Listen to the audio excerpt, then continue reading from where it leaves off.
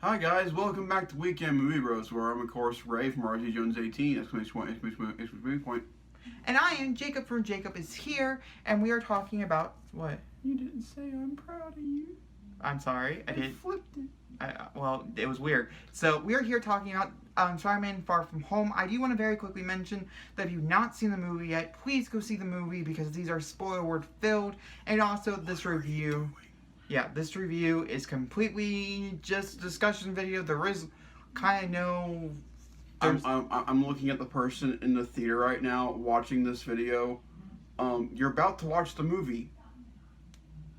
Yeah, like Zachary does. What are you doing? Yeah, but either way, we're here to talk about it, and we're going to talk about in full length I about can finally do this.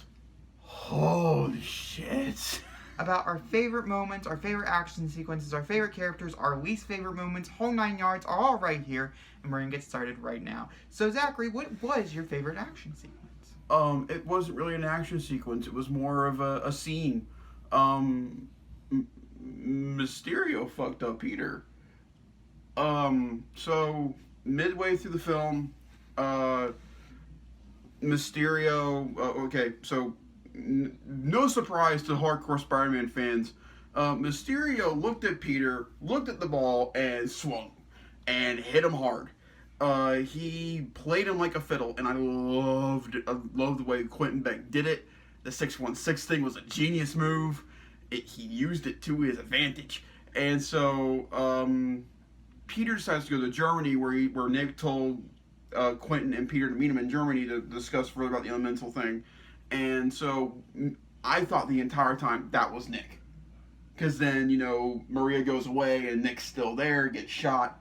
We were wrong. And so then we get into what I can only describe as a Steve Ditko drawn maze of weird. They went through 3 suits within the span of 2 seconds. And it was longer than that. And he ends up in the homemade suit again, which I thought was awesome. But the shot of this scene that will haunt me for the rest of my life is when he drops Peter in front of Anthony Edward Stark's grave and says, if it weren't for you, he'd still be alive.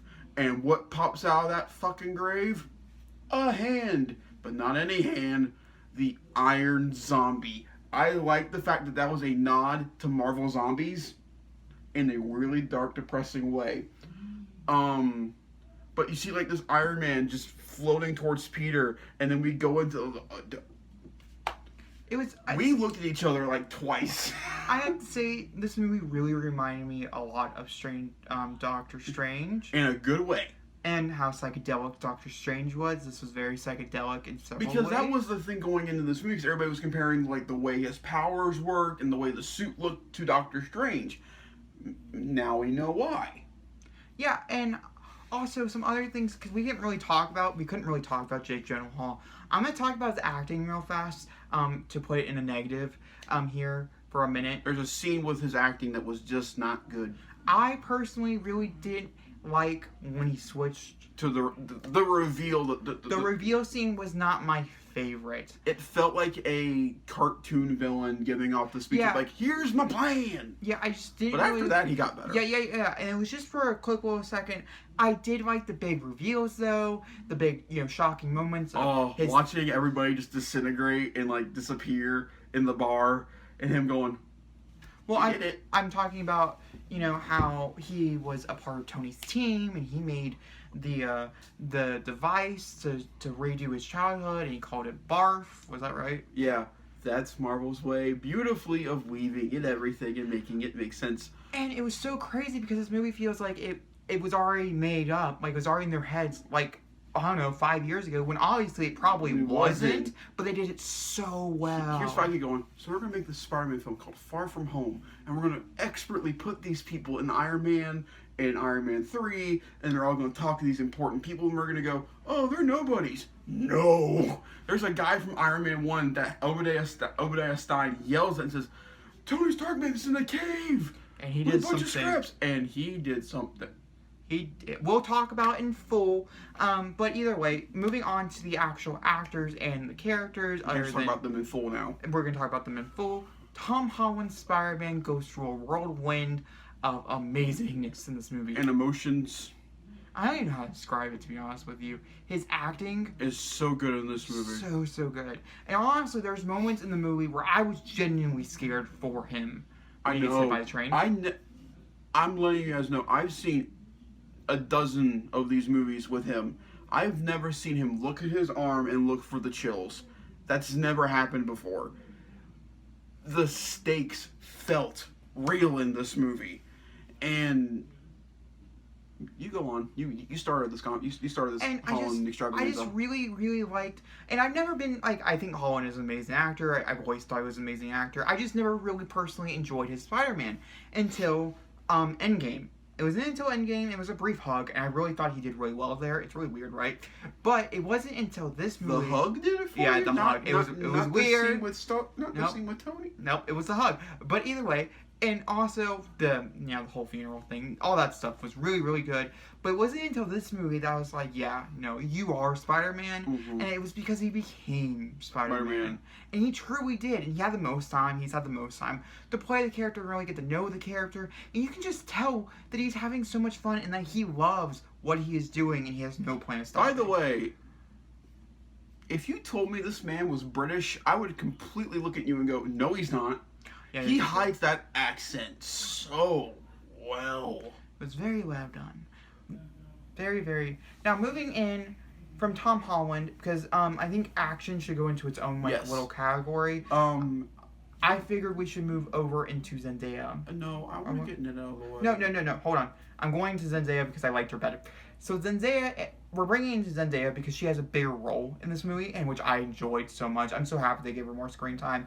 Now, I do have to say, a critique with Zendaya is a new character they added in from The Blip. Is that what they're calling it? The Blip? It's called The Blip, and his name is... Okay, so just to give you guys a brief, thing about The Blip. The beginning of the movie discusses what happened in Infinity War and Endgame, and they call it The Blip. Mm-hmm. And what they call what happened to people is called the blippening, and it explains why people look so different, like why certain people look certain ages, because they aged in 5 years. Yeah. There's a great joke with a guy like, my brother looks older than me. Yeah, because mathematically it makes sense. And he looks at the camera going, yeah. It's called The Blip, and Peter Tingle. We're not there yet though.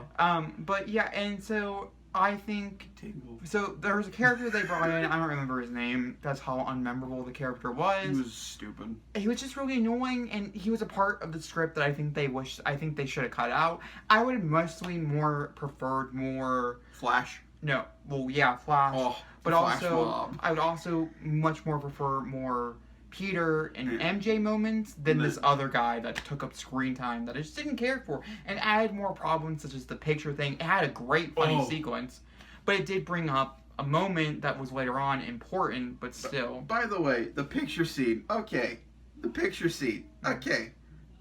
This scene, not gonna lie, helps with my A- score. Yeah. It took me out of the film. First off, I thought that was Sharon Carter for a second. I'm like, yeah, so did I. I was like, that's a great way to show her that she's still around. Nope, it's just this random. She's gonna be in It's her. No, the TV show with Falcon Winter Soldier. Yeah, she's gonna be in that. But no, it was just a random Ukrainian agent or something. Yeah, I don't know. And then she asked Peter to remove his clothes, and it got weird. But then again, that was the part that I was like, okay, I get it. He's urgent, and this is an urgent thing. But when the guy walked in, it just seemed really... it seemed like a movie. And, not a good movie. It felt like a very B-movie moment of, dude, don't show her the picture. Yeah, I don't know. Did not like it personally. But back to Zendaya and her amazing performance she gave as MJ. She's so awkward, and it's so good because it makes it so much better. And the reveal of her knowing that Peter is Spider-Man, which has already been revealed to you guys, to the public. Yes, but I was so nervous that it would feel cheesy, oh, I know you're Spider-Man. But it's the way they did it. They really sold it. And I was okay with her knowing, because first off, she showed him the webbing on the projector, and he's like, "What the hell was that?" okay, listen, I am Spider-Man, and we've really got to go. Wait, you're not joking? Because I thought you were 67% right. No, I'm Spider-Man. We got to go. It was so good. And their interactions, like I said, because like MJ in the comics, because she is based off MJ in the comics, is a supermodel. He's supposed to be out of the league. I really like how this one, they brought him back down to the same length, and they were just perfect for each other. And that sets up the end credit sequence so fucking well. Which we'll talk about in a separate video. We'll mention here briefly because we do have to mention it here, but not until a little Questions. bit. Now, moving away from Zendaya, because she doesn't have a big role here, but she has some really good scenes, such as the scene with her finding out that it's Peter, and also the end, which we'll talk about when we get to the end credit sequence section of this. But moving on to Ned. Oh my gosh, do you want to do Ned? Knowing that Peter was Which I had Spider-Man, already seen. which he was a jerk about it. Well, okay, not to be that person, but Ned himself has always been a jerk. I've never liked Ned. I've not liked Ned in any type of form. But the one thing though that's a saving grace to this character, and I know you don't want this to happen now, is that it sets up an animosity between Peter and Ned that MJ knows, and that that they're together, and that that'll cause a rift between them. And so I hope you're right about this, because we talked about it before we started recording. I hope there's a time jump now, because I want them to go a little bit farther. Maybe. But we'll talk about that more. Like I said, we're gonna. I know, but it ties into the character discussion. It doesn't really, because the character is about this movie. He's annoying. And he's just annoying. He's a horrible friend. So is his girlfriend? Okay, see, this is the part of the I movie like Betty. where I thought it wasn't real. I thought, from the point they got on the plane, that none of it was real. No. And then it turned out that they actually were dating, and I was genuinely like, what is going on? But that's the best thing about this movie. Beck had everybody in on it, like, you don't know what's real and not real. Yeah, and so I was really shocked that it was not, because I was really sad. Because I was thinking to myself, well, if it turns out that all this is fake, and that Mysterio's powers are a lot more mystical than they actually turned out to be, which was kind of a disappointment, but also it was really cool. It's comic accurate. I love the fact that he wasn't like a mystic being. He's a very smart guy and used his power to his full advantage. And bravo. Well, I mean, in the comics, his power is a lot more. No, it's not. Yeah, it is. No, he's not. He's a projector-based villain. That's what they talk about in the movie. His power is his intellect. He created these projections. Really? Yes, he's not have any powers in the comics. He is a projectionist. I don't think. Yes, that's why there's such an emphasis on it in the movie. I'll do some research, since I'm not sure. I'm not sure because I remember. I wouldn't know what Fishbowl's powers were. By the way, Fishbowl. Yeah, I like all the nods and stuff to this I like movie. the fact that Gyllenhaal weared a clear fake fishbowl in the final battle just to provoke the fact that he wore fishbowl. I was so worried, like, Gyllenhaal's not going to do that. He's not going to wear. He wore the fishbowl a lot. Now, I do have a question about Mysterio. Were you okay with the fact that they killed him off? I like the fact that in Homecoming that they kept Vulture alive to move things forward with Sinister Six possibly. The fact that we won't have a Mysterio in that picture, I'm not gonna lie, makes me kind of upset. That's where I feel though these superhero movies feel like they have to kill the villain off in order to make the story feel like it's done. Clearly in Homecoming they didn't have to. Yeah, I don't know. I personally would have really liked to see him get arrested or something like that. Illusions can occur. Here's the other thing now. Well, we can't talk about it. We're going to talk in the credit scene. Yeah, I just really don't personally feel like that he's... I don't think Beck's dead for reasons when we get into the end credit scenes. Yeah, I just think he's dead, but that's okay. Moving away from some of the smaller side characters, such as the Flash and stuff, were super funny. Oh, Flash Mob. The teacher had a perfect line. One of my favorite jokes of the film was talking about the blip. Oh yeah, my wife faked being blip for 5 years. We had a fake funeral. I mean, it was real, but she went off with like her tennis instructor or something like that. It was so funny. The teachers in this movie, they could have been really like just. Well, I liked the one. I didn't really much like the other person. I didn't find him as funny. Which one? I don't know his name. Which race? The white one or? I don't want to say that because that just seems really wrong. Okay. I like both teachers. I thought they were really funny. He's like, none of this is on me. Don't blame me. Nope, don't blame me.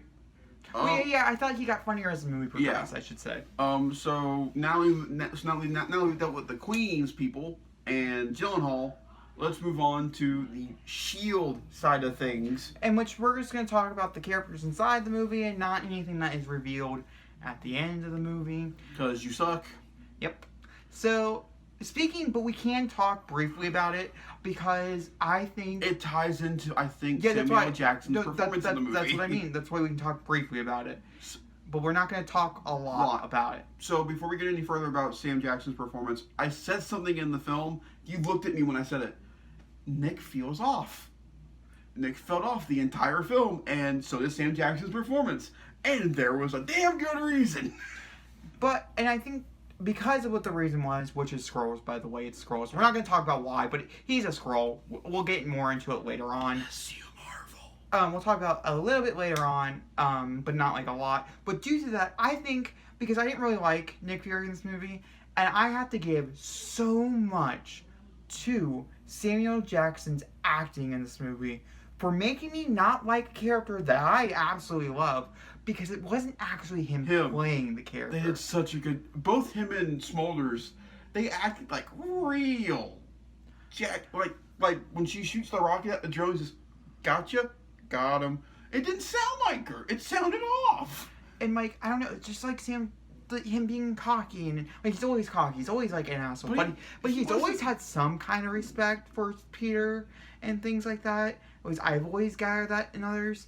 And but this we'll talk about more like I do have a theory in which we can talk about in the actual thing. But I really like the fact that they were Skrulls, and even though I did know, which I'll tell my story in that video discussing it.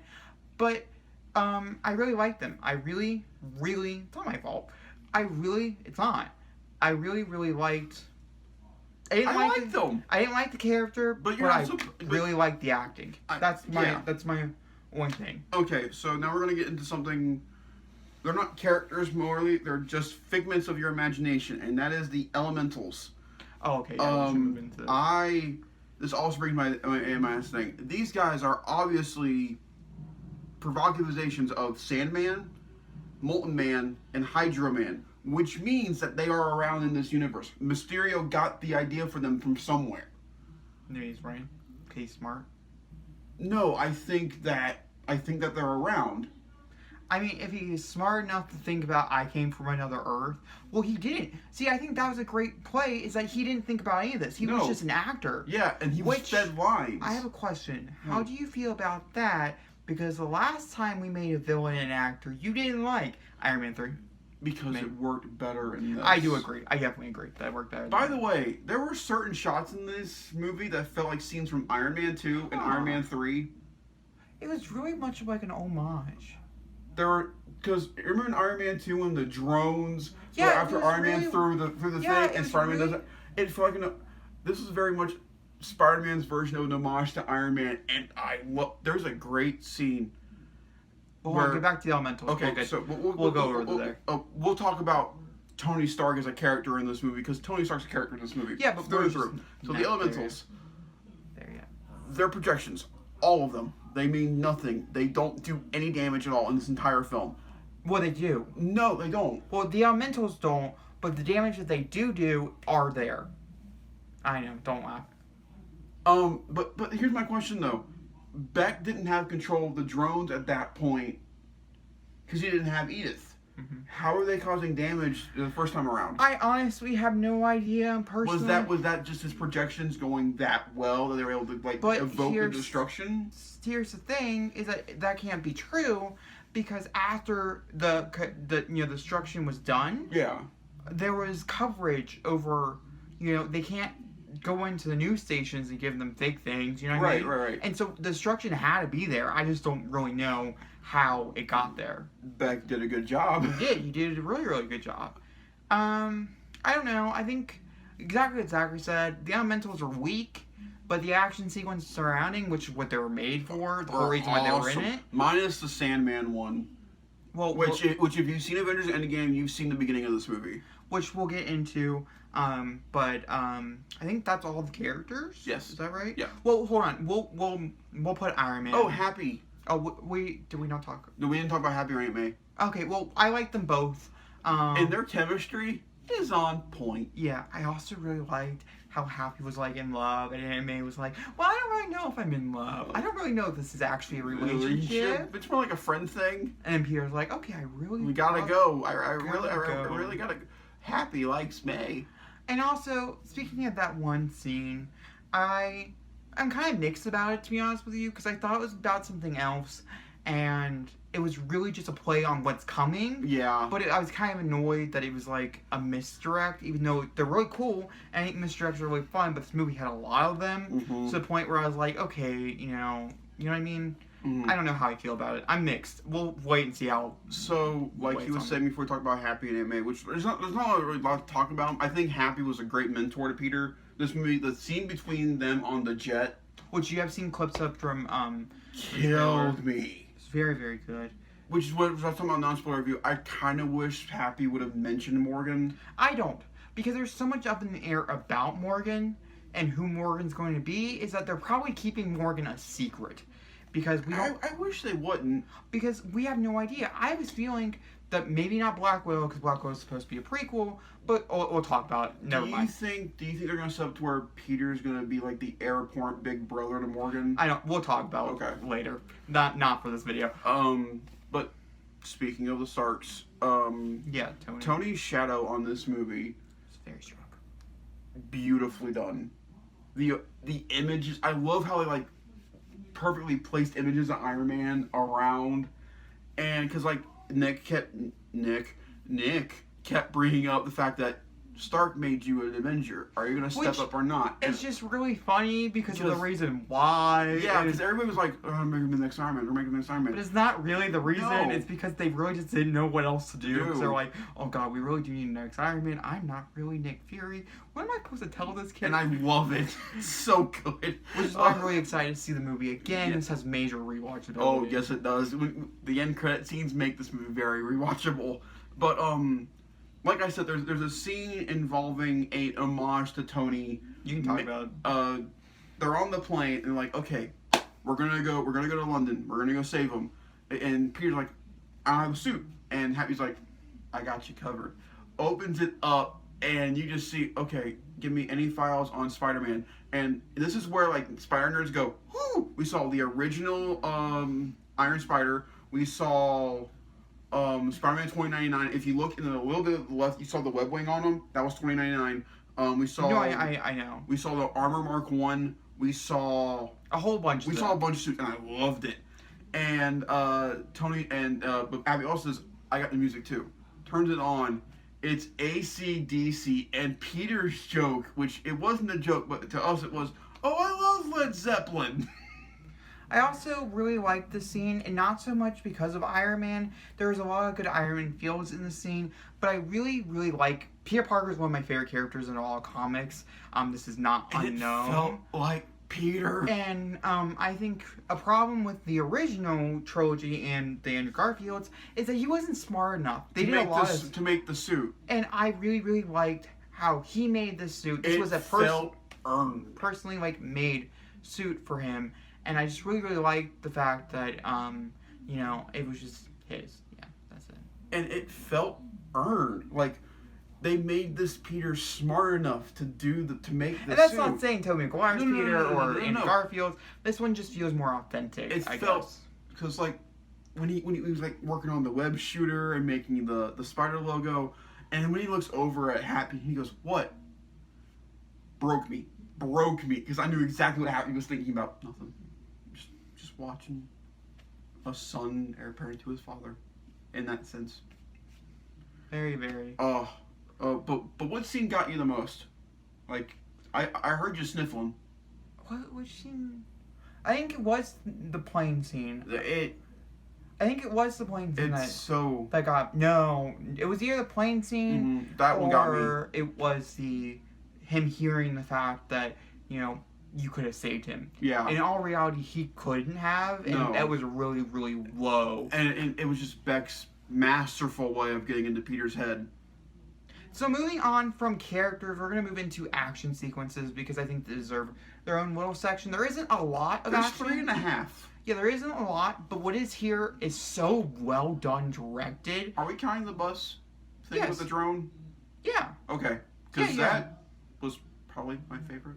My favorite, it wasn't, I wouldn't really categorize it as an action sequence, but it is Venice. Is the one I'm going to go with my favorite action the water. scene. The water one, just because, I don't know, I absolutely love when Spider-Man is spiding around, I guess is the way I'm going to say it. Doing all the flips, going through the buildings. And it had wasn't... such a cool sequence of him going through the one building to the other building to the one building. It was so cool. It felt Spidey.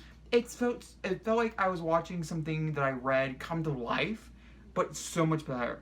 And I thought was really cool about each sequence, we saw Peter wearing something different. Like, in that scene, it was just Peter doing all the work. Yeah. I loved that. And also, I really liked how it was just Peter and wasn't having wearing a suits. mask. It was so good. So good. For me, it's either the last three. The Venice one we've seen a lot of from the trailer. But we didn't really see a lot of that, right? Which is what I and really liked from it. The Molten Man scene with the stealth suit, I thought was really cool. The fire. The fire one, I thought was really cool. The surprise one was the bus scene when he tried to kill his fellow classmate, and I think this is the scene everybody's talking about, is when he jumps up through the hole and does the perfect Spidey pose. Mm-hmm. Oh, but the scene of all scenes, London, which, by the way, very happy for Tom Holland that the best action sequence is his own hometown, which, fun fact, when they shot this movie, he was 15 minutes from home. He was like, hey mom, hey dad. But no, first off, when you see him go into the illusion and you see all those drones around, so cool. And they did, I think it's a nod to the PS4 game. One of the webs that Spider-Man has in the PS4 game is a taser web, and in this scene he uses a taser web to knock out the drones. Awesome. Yeah. Continue on with this scene because I know you like this scene a lot too. Back and forth. I did really like the scene. I liked the transition. I also, a part of this scene that I really enjoyed was the fact that I was really scared for everybody involved. Not that I really thought anybody was going to personally die. I was just really scared that they would get injured or something like that. And also, with Peter, the scene before this was him getting hit by a bus and things. Was that he was already greatly injured throughout the fight. Oh, that train hit hurt. Yeah, it was shocking. I was like, whoa. Okay.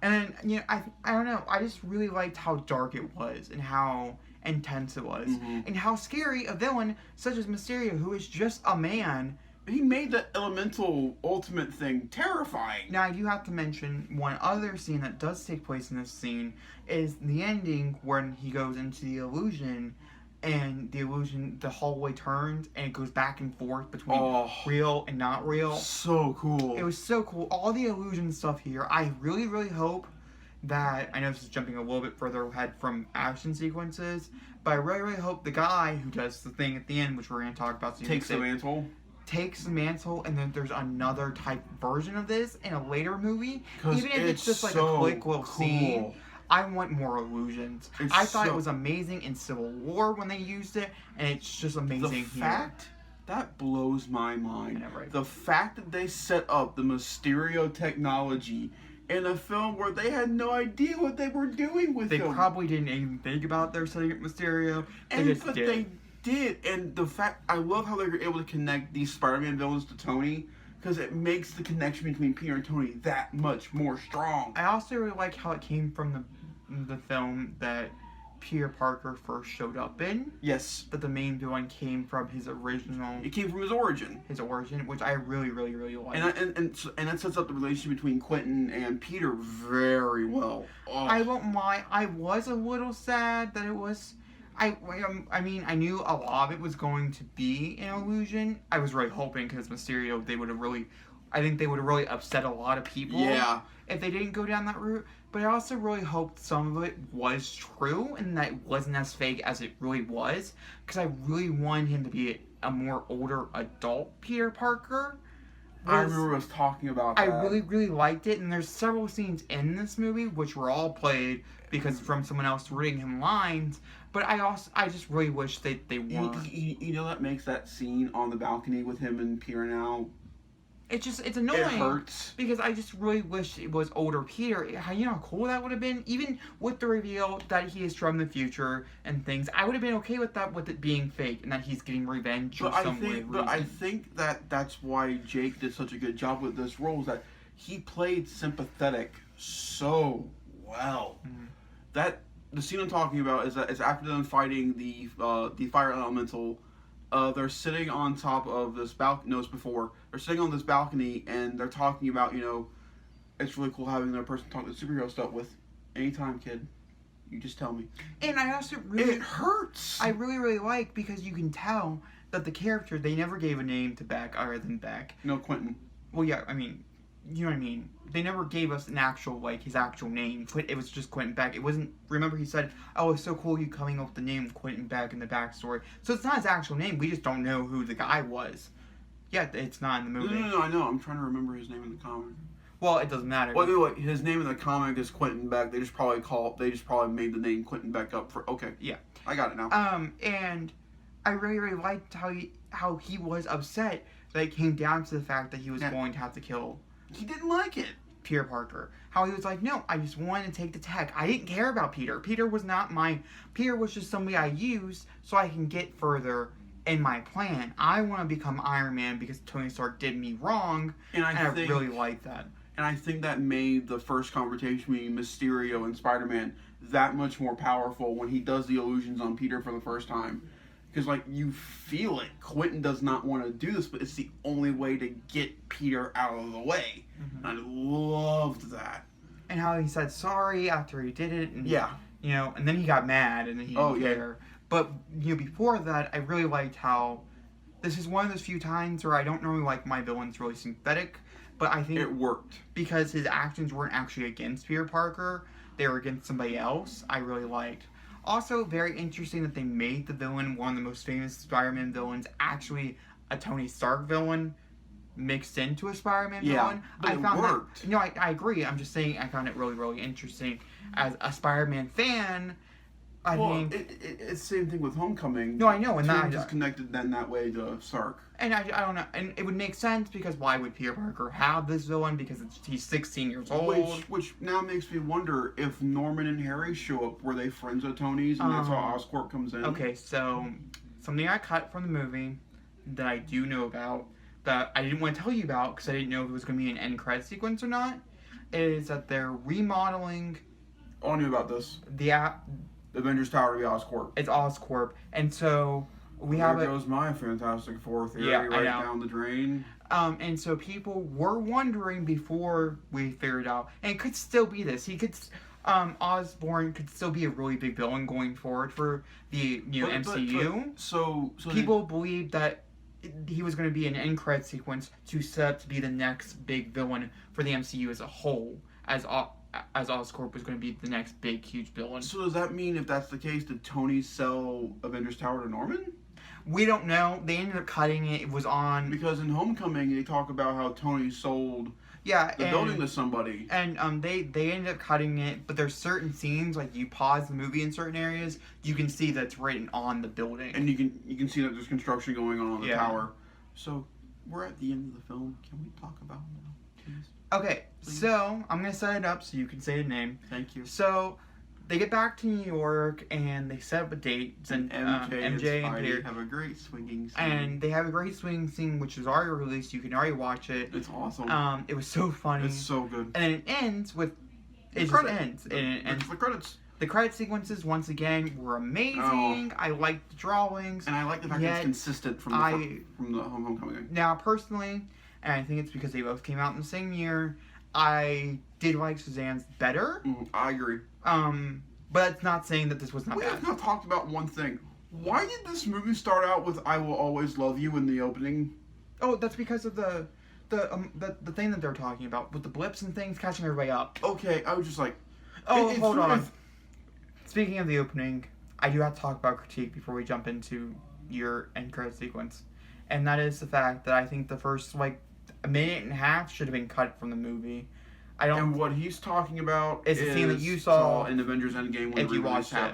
When you watched the release, it is Fury and Hill going to Mexico to deal with the Sandman with Mysterio. All fake. Yeah, all fake. In every sense of the word. And I didn't like it. There was no reason to do it because there's a horrible cut to it as well. But can I say something now? Uh-huh. That scene, now we know the entire context of the film, makes more sense. I still don't care. I still don't want it in there. It should have been a deleted scene. It should have just started with the Marvel logo. That's how it should have started. I personally didn't care for it. Maybe it should have been just like Captain Marvel had that scene at the very end setting up Endgame. Maybe that should have been a scene that they put at the very end of Endgame to set up for Spider-Man instead of being in the movie. Yeah. But because they didn't do end credit sequences for Endgame, The original release of Endgame, which I still think is a good thing. then maybe that's why they decided to put it here, because Yeah. that was originally what it was going to be or something like that, getting people excited for Mysterio. I have no idea. I did not like it. Anyway, we go through all the credits, and then... And then Zendaya drops and... does not want to swing again. Does not want to swing again. And then Peter says, okay, I gotta go. And then... Perches on a little... Then... The news comes on and says, this just in, very intense footage from the Battle of London. That's just here. And it's Quentin Beck saying, you know, Spider-Man's the one causing all this issue. Spider-Man's causing all the problems. He's told me to deactivate the drones. And to activate the drones and like use it to kill everybody.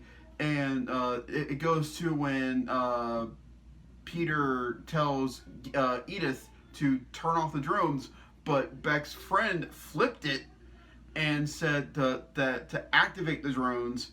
And then they do the fucking... They say his name. They say Peter Parker. And But who? But who? That's the thing.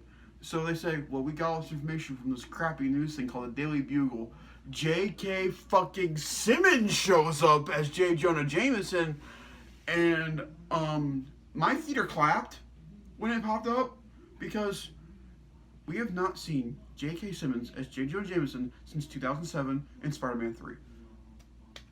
Now, this does bring up a Rock really on. good question. How is he there? Yeah, like, are they connected? Like, this brings up way too many more questions, but I'm still very happy about it. I can say one thing. Spider-Man 4? Spider-Verse. Oh, sure, probably. I don't know. Animated film connected. But either way, I really liked it, but once again, I didn't like how But here's the thing. It sets up Spider-Man as a terrorist? I guess so, I don't know. And but I love the shot of MJ looking up at Peter going... And this is why I bring up with Ned. So you think there's going to be a time jump for 3? Well, like I said, we'll talk about that in the actual... Okay, but let's talk about the green guy in the room. You set this one up with your darn story. We're not going to talk about the scrolls. We're going to save it for another... It doesn't belong in this video. It's not a part of this movie. Isn't it though? No, I don't... There are 2 very important characters in Spider-Man 5. No, I know that, but I don't really think it actually... All I can say is... Yeah, I like it, but there's going to be a whole video dedicated to it. I think this is the end of this discussion. So guys, you enjoyed this video, please maybe... Oh, that's my other outro. Guys, if you like this video, give it a big fat thumbs up, and... subscribe, comment, and hit the notification bell. It's either the EA or the Spider-Man. Sure. And we'll talk to you guys soon.